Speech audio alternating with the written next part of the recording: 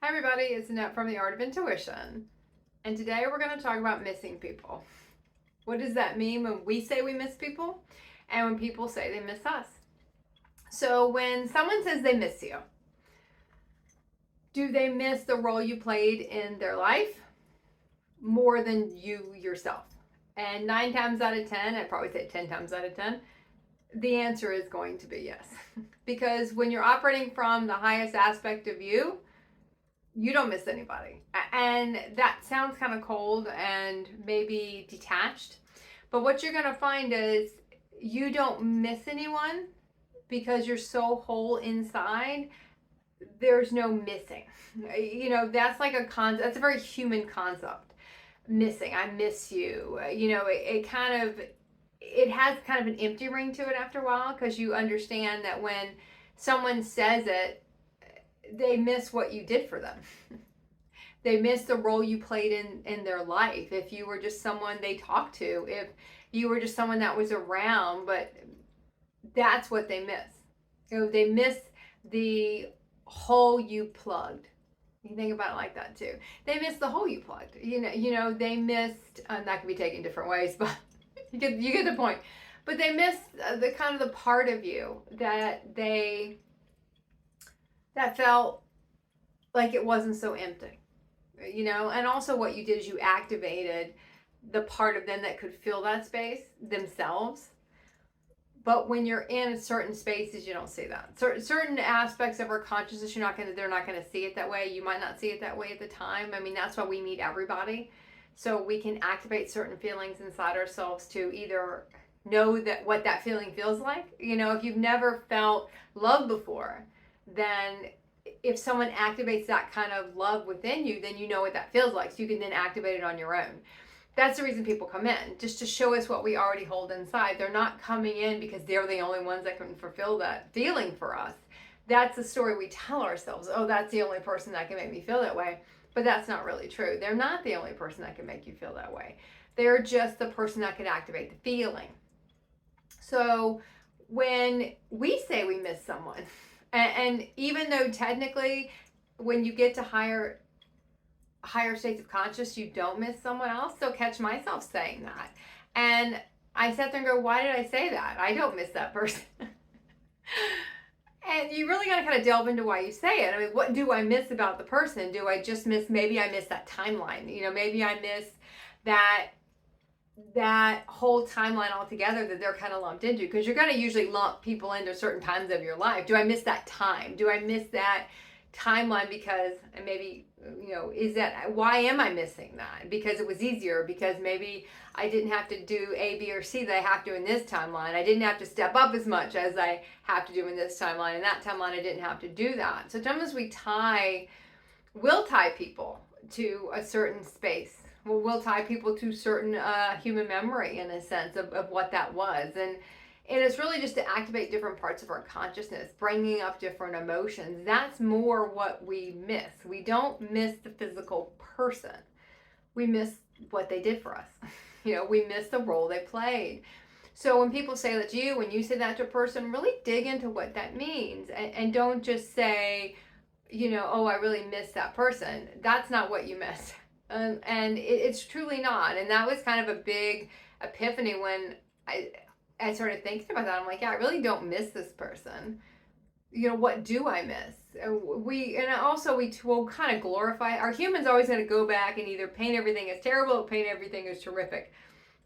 Our human consciousness is gonna give us the highlights or the lowlights of something, but it's not gonna be able to give you the highest version of what really happened there. It doesn't have the consciousness to do that, in a sense. It doesn't have the consciousness to show you the billion different reasons you had to experience that, the billion different reasons that you could have,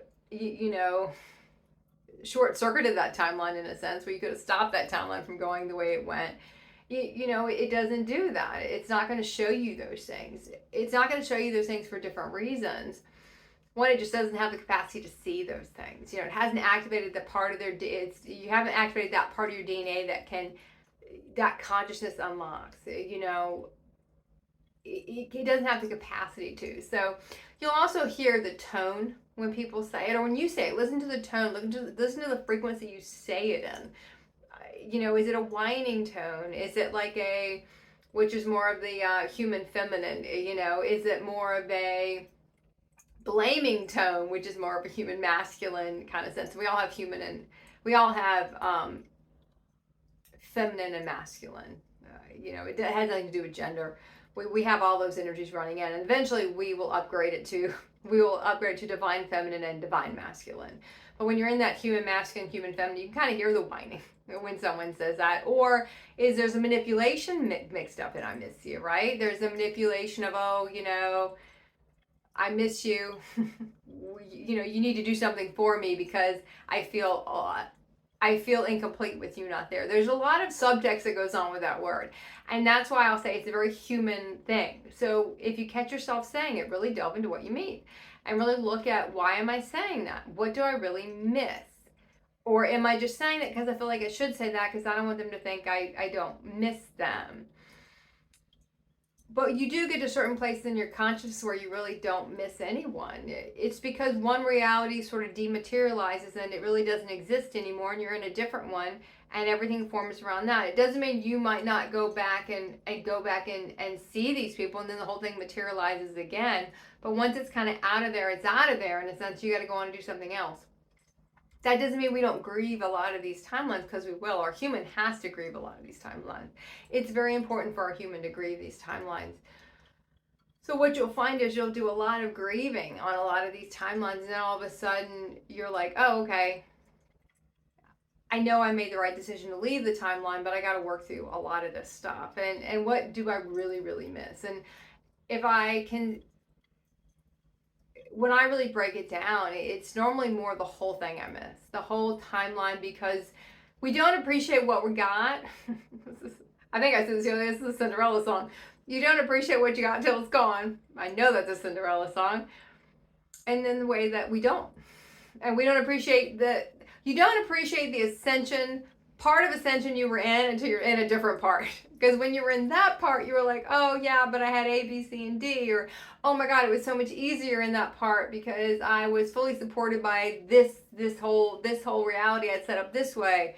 And then when that was done, I had to go reset everything up over here again. That was a lot of work. But when I was in that timeline, I didn't appreciate anything. So then I had to go through this whole appreciation timeline. And then you go back and go, wow, I would have appreciated that if I'd known. So what I've also learned over going over a lot of timelines like that, and you move through a different part of ascension, and you're in a totally different, sometimes in a totally different location, sometimes just in a totally different, just different things are supporting you. You're supposed to do different things. You're kind of in the middle of doing different things. So when you're doing a lot of that type of stuff, and you go back and look, I never appreciated what I was in at the time because I wanted to get to the next part of the journey. I still had a lot of that's the human part of it. I don't want to be in this part. I want to be in that part. I don't want to be over there. I want to be over here, And when you get to that part and you realize that, wow, the ascension journey a lot of parts just gets harder and harder because you have to rebuild everything again. You have to rebuild it from your highest consciousness. You can't rebuild it from the human consciousness again. You can't rebuild the same stuff again because that shit's going to collapse. The old stuff's already collapsed. So you don't bring a lot of people in for a while, and you sit there and you're like, wow, sorry, I hit the camera. You don't bring a lot of people in. There's not a lot of people in for a while because, we kind of know it has to be at a certain purity, and if it's not there's no point of bringing these people in because the whole damn thing's going to fall apart anyway. And, if we've just dealt with 1,000 things falling apart, we don't want to deal with 100 other things falling apart. So there are a lot of different things we look at. So for me, I notice I'll go back and air quote, miss a timeline. But I remember when I was in that timeline, I was miserable because I wanted to be in the next timeline. And like I said, you kind of get to a part with Ascension where you go back and you might look on certain parts and go, oh, that was pretty awesome. Or I remember that was pretty neat. But what I've gotten to do now is just really appreciate the one I'm in. And look at and you learn that after going through a lot of them. I mean, that's kind of how you learn to do that. You go through so many where you don't have that, but you might have this, or we usually don't get everything the way we want it to be. Our human kind of wants everything set up perfectly, but for us, we kind of have to take something. Usually it's stuff that human consciousness doesn't want, third dimensional realities don't want, in a sense. And it kind of gets thrown to the wayside, and we have to take that and make that beautiful, in a sense. Where alchemy come in, or our alchemy, our Merlin energy, if you want to call it that, you can call it alchemy, where we have to kind of design it to be something beautiful. You know, it's how we learn to do that. We transform a space. I mean, I was in a space where I thought there's no way I can transform this into anything I can survive in. It's too dense, it's too this, it's too that. And I didn't see that at that time, there's so many things you need to do and you can do to upgrade the vibration of the space. And that location was already a higher frequency, but I had to upgrade the space.